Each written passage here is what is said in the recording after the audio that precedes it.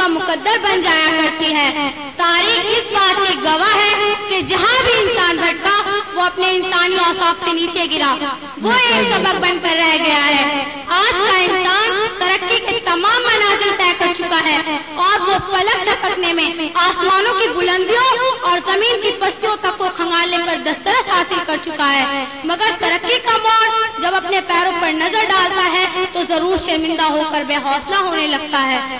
ترقی کے بالوں پر یقیناً خوبصورت ہے، لیکن انسانی زندگی کے پیر روز بروز اتنے مکروہ اور اتنے بھیانک ہوتے جا رہے ہیں کہ انسان مسرت کے بجائے رنج و غم اور خوف میں ڈوبتا جا رہا ہے۔ اگلے تمدن اور موجودہ تمدن کے نتائج میں لا لیجئے، کل انسان جاہل، جنگلی، ظالم، غیر مذہب، ناشنا تمدن ہو کر جو کچھ کر رہا تھا، آج ہم ترقی تمدن کے نام پر وہی کر رہے ہیں۔ آج پوری دنیا دہشت گردی اور آتنکواد کی آگ میں جل رہی ہے، اور جلانے والا کوئی اور نہیں، درندہ صفت انسان ہے۔ خونڑ چہار طرف خون ہی خون نظر آتا ہے، بے گناہوں اور مظلوموں کا خون، ستم رسیدہ عورتوں اور معصوم بچوں کا خون، پھر بھی زمین کی پیاس بجھتی ہی نہیں۔ اس لیے آدمیت اور انسانیت کا خون مسلسل کیا جا رہا ہے۔ پوری دنیا گلے گلے خون میں ڈوب چکی ہے۔ آگ ایسی خطرناک آگ جس نے دکانوں اور مکانوں ہی کو نہیں جلایا، بلکہ اس آگ نے آدمیت کے سرمایہ عزت اور انسانیت کے اثاثہ شرافت کو بھی نہیں چھوڑا۔ یہ آگ کوک جلی ماؤں کی ممتاؤں کو خاکستر بنا چکی ہے۔ یہ آگ سہاگنوں کی سہاگ کو جلا چکی ہے۔ یہ آگ بیٹیوں کے ناز اور بہنوں کے فخر کو خاک بنا چکی ہے۔ ہر سمت درد و کرب ہے، رنج و غم ہے، انسانی آبادیوں میں آہ و فغاں ہے، نوحہ و ماتم ہے، چلتی ہوئی ہواؤں میں ہچکیوں اور سسکیوں کی آواز ہے۔ آدمی آدمیت کا لبادہ اتار کر درندہ بن گیا، ملکوتی صفت کا مخلوق، انسانیت کا دم بھرنے والا یہ اولاد آدم اپنے مقصد حیات کو بھلا بیٹھا اور پوری دنیا میں اپنی چودراہٹ قائم کرنے کے لیے ہر دن ظلم و استبداد کے نئے باب رقم کر رہا ہے۔ ستم بالائے ستم، یہ کہ جب یہ لوگ اقوام متحدہ میں اکٹھے ہوتے ہیں تو انسانیت کے علم بردار کہلاتے ہیں، دوسروں کے خون سے لت پت ہاتھوں پر ضرورتوں کے دستانے چڑھا کر انسانی حقوق کے لیے سب سے زیادہ فکر مند دکھائی دیتے ہیں۔ حضرت عیسیٰ کے ماننے والے نے لوگوں کو بھوکا رکھنا اپنا شیوا بنا لیا ہے، جبکہ حضرت موسیٰ نے اے خدا کو محبت کرنے والوں کے لیے آسمان سے انواع اقسام کے کھانے منگوائے۔ حضرت موسیٰ نے اے خدا پر ایمان رکھنے والوں کو اجاڑا نہیں، بے گھر نہیں کیا، لیکن انہی کے ماننے والے لوگوں کے گھروں کو برباد کرنے میں ذرا بھی یار محسوس نہیں کرتا۔ ابن مریم کو خدا کا بیٹا اور اپنے آپ کو کائنات کا مسیح سمجھنے والا انصاف کے نام پر ہر وہ ظلم کر رہا ہے جس سے انسانیت شرمندہ ہے۔ ان کی نظر میں طاقت ہی حق ہے، جس کی لاٹھی اس کے بھینس کے مقولے پر دنیا بھر میں عمل ہوتا ہے۔ ہر جگہ اسی کا رواج ہے، روس ہو یا امریکہ، انگلینڈ ہو یا فرانس، چین ہو یا جاپان، ہندوستان ہو یا پاکستان، اس طرح دنیا ایک شخص ہو کر رہ گئی۔ آج پورے عرض پر آباد ہر فرد کی تقدیر کا فیصلہ دنیا کی سب سے بڑی کہے جانے والی طاقت کا مرہون منت ہو گیا ہے۔ دنیا کے ملکوں کے فیصلے خود ان کے حکمرانوں کے نہ رہے، پارلیمنٹ اور اسمبلیاں تو ہیں مگر ان کے فیصلے سپر پاور اور عالمی طاقتوں کے اشارے پر ہونے لگے۔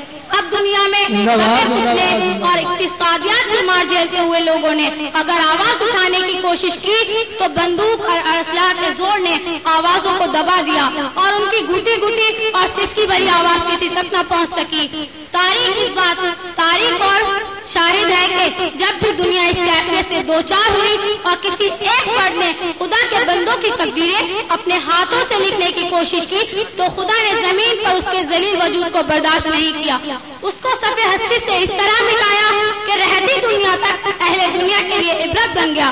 آج معنی وہی حالات ہیں جو آج سے 1400 سال پہلے ہمارے نبی آخر حضرت محمد مصطفیٰ کی آمد سے پہلے تھے۔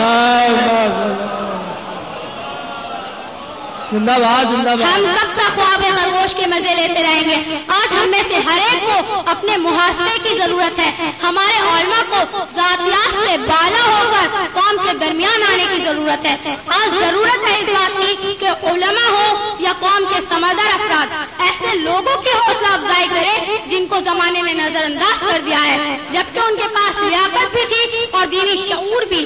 آج ہماری عبادت گاہیں، मस्जिदें, इमाम बाड़े, दीनी मराकज़ बाहमी झगड़ों इख्तिलाफ़ात का मरकज बन गई हैं। कौमी जायदादें पामाल होकर रह गई। कौम का सरमाया सरकारी खजाने का जुज़ बन गया। या फिर शाही ठाट बाट रखने वाले नाम निहार मौजूद अफराद के ऐशो इशरत पर खर्च होने लगा।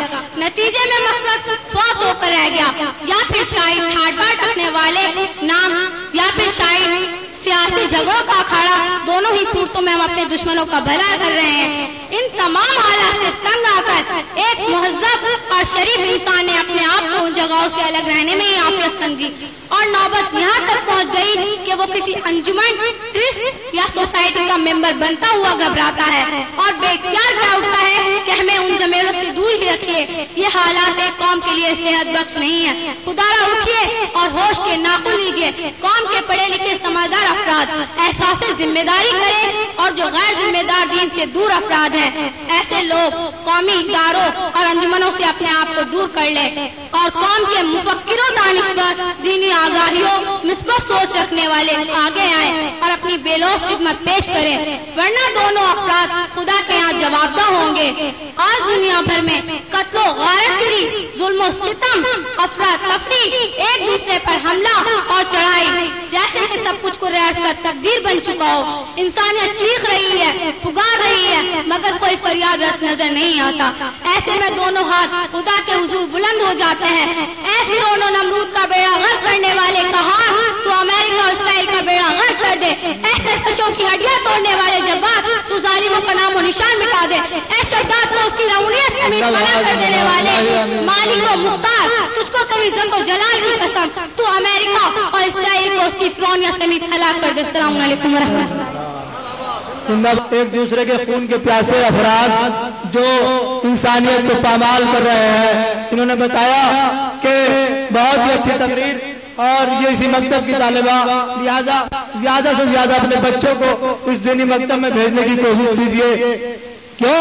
इसलिए कि मौलाए कायनात का एक शेर है कि लैसल यतीम कद मात वालिदहू, यतीम वो नहीं है जिसके माँ बाप मर जाए, यतीम वो नहीं है जिसके माँ बाप मर जाए। फिर यतीम कौन है? इन्नल यतीमा यतीमुल इल्म वल अदब, बेशक यतीम वो है जिसके पास इल्म अदब न हो। लिहाजा अपने बच्चों को ज्यादा से ज्यादा इल्म दीन हासिल करने के लिए भेजिए।